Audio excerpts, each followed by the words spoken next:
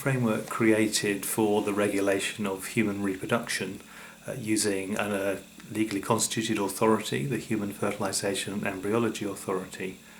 gives you the opportunity to decide who really is the most legitimate decision maker on key issues. So the web of regulation that we explored enables us to think what should be a matter for the patients, or perhaps in this context best described as clients, because this has become essentially a service industry in the private sector.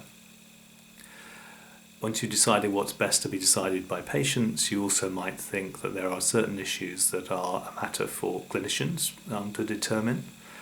and that would raise questions about the scope of the Bolam test and clinical judgment. What are the things that are essentially matters of medical professional judgment and therefore belong at that level? Right at the top, we might think there are issues that are so important, so fundamental and so related to the values of society that the only appropriate way to resolve them when we have disputes is through democratic processes, and that Parliament should be the guardian of key fundamental questions such as what is the status of the human embryo in relation to research, or is it ever appropriate for money to change hands to support the production of a child, a baby.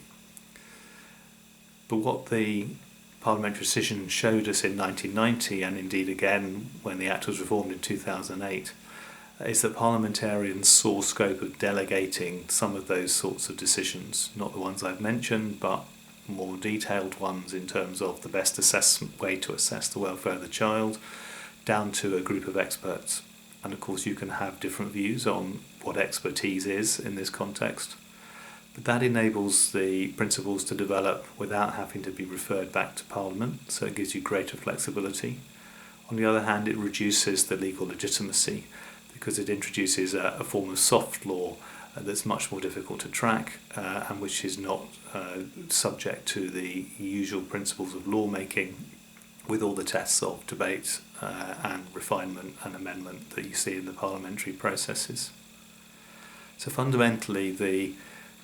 generic interest, thematic interest in the human fertilisation and embryology legislation is about its opportunity for us to see who do you trust to take which types of decisions, and the greater flexibility that you can get by using that web of regulation than you can achieve through a simple parliamentary intervention to say you may or may not do this, a prohibition or a prescription. And equally, it's more flexible than the courts can be because the courts can only look at the particular circumstances that come before them. So the Human Fertilisation and Embryology Authority has the power to do things that neither courts nor legislators could do. It has less legitimacy, but it also has more flexibility.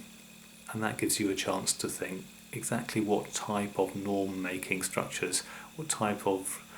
legal framework